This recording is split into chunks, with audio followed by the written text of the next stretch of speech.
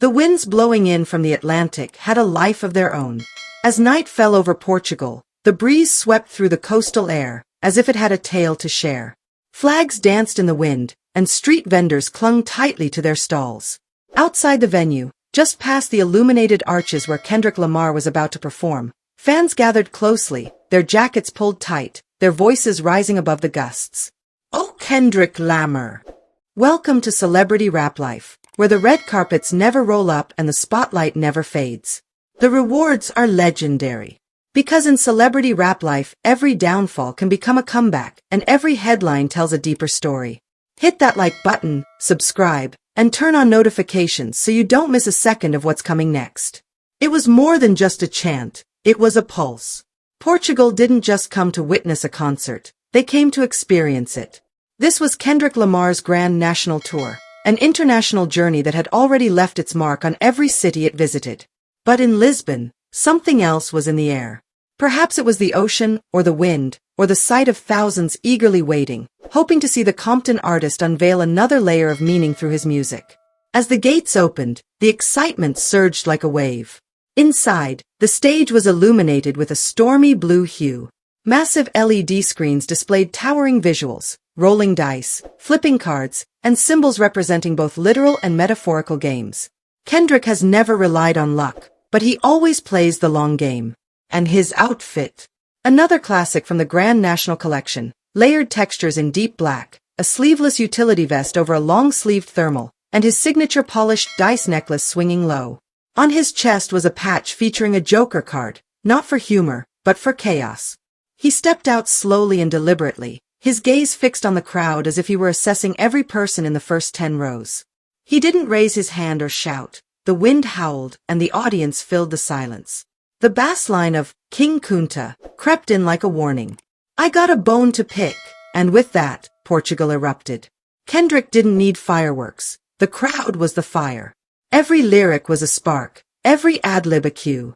He moved with precision, his shoulders bouncing, footwork sharp, each motion syncing perfectly with the rhythm as if he were dodging unseen foes. The Yok Yok YAWK resonated so powerfully that even the seagulls vacated the sky. The wind didn't stand a chance. This tour has brought change to every city, but one element has remained consistent in Kendrick's style: the recurring motif of games, cards, dice, strategy. In Portugal, it felt as if he invited the audience into something extraordinary. A high-stakes poker game between art and ego. The symbolism was profound. The cards weren't merely designs, they were warnings. The dice didn't just roll, they determined destiny. He allowed the music to speak for a while, delivering DNA with laser-like focus. Each word struck like a hammer, every pause heavier than the last. "Loyalty got royalty inside my DNA," he rapped, and the crowd responded with a thunderous roar.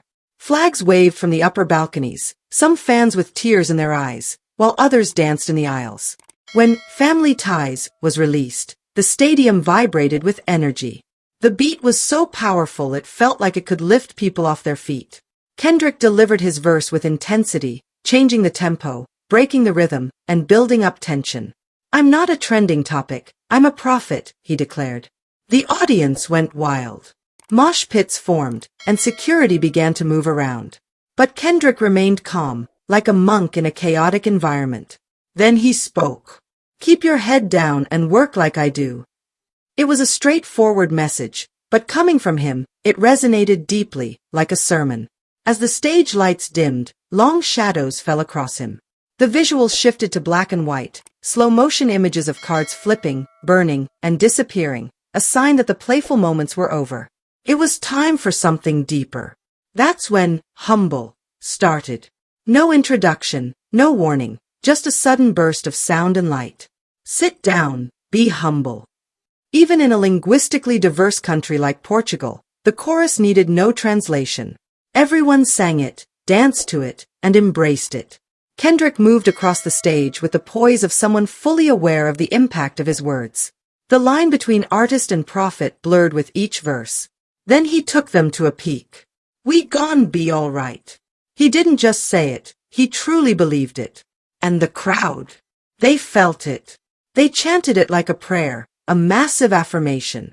All Right wasn't merely a song, It was a message, a grounding force amidst chaos. The visuals behind him changed again, this time to a street scene. An LA block with children skipping rope, a lowrider bouncing, and elders sitting on porches. It felt like home. Kendrick transported Portugal to Compton and back. Then there was silence. No music. Just him. Just words. There's a power in knowing your roots, he said. You can take them with you anywhere. He let that thought linger. Then the beat for Not Like Us began to play, and the stadium erupted into a new energy. It wasn't just the track's well-known legacy that filled the atmosphere, it was the way he performed it. Controlled, confident, playful, and explosive. Every line felt personal, every breath intentional. The choreography turned into a neighborhood vibe, featuring a Crip Walk that had everyone, from the front rows to the back, trying their own versions. It didn't matter if you were from Long Beach or Lisbon. Not Like Us became a universal anthem. No borders, no translations, just rhythm and freedom. Cameras flashed. People hoisted each other onto their shoulders. Someone in the crowd held up a sign that read, "Portugal Got Kendrick DNA." The wind picked up. It was the only thing louder than the crowd. Yet, amidst all that noise, Kendrick found a moment of stillness. Between money trees and "Bitch, Don't Kill My Vibe," he stood still at center stage, breathing heavily. His voice slowed down. It softened. "You ever feel like the world is trying to break you down piece by piece?" he asked. The crowd murmured in agreement. He nodded. "That's why I rap. That's why I tour. That's why I never stop." The next 20 minutes unfolded like a playlist from an alternate reality. Rare tracks, remixes, and unreleased snippets. Songs like The Blacker the Berry, Untitled 07, Feel, and even a segment of Duckworth flowed seamlessly as Kendrick navigated through them, dissecting each one with meticulous precision. Portugal reacted not just as an audience, but as a choir. By the time the encore arrived, the stage had transformed. The visuals became vibrant and neon. The dice made a return, but this time they were cracked and broken, perhaps a symbolic gesture indicating that Kendrick no longer relies on luck. Every performance, every breath, every message is intentional. He concluded with Mirror, a slow, poignant ballad reflecting self-awareness and quiet victory. "I choose me. I'm sorry." The crowd responded in unison, as if sharing a secret. Then came silence. No fireworks. No grand send-off. Just Kendrick walking away into the breeze, his figure diminishing under the lights, with cards still scattered across the LED backdrop. No elaborate bow. Just a man who expressed everything he intended to. As the audience streamed out into the night, some still chanting, others recording their final impressions, the discussion wasn't about the outfits, though they were memorable, the set list, which was impeccable, or even the relentless wind. It was about presence. How Kendrick Lamar made Portugal feel acknowledged. How he connected his narrative to theirs. How he brought a piece of Compton to Lisbon and left behind an indelible mark. They'll remember the outfits, the cards, the dice, the dance moves, and the chants. But what will linger most in their minds? That feeling. As if something greater than music had passed through.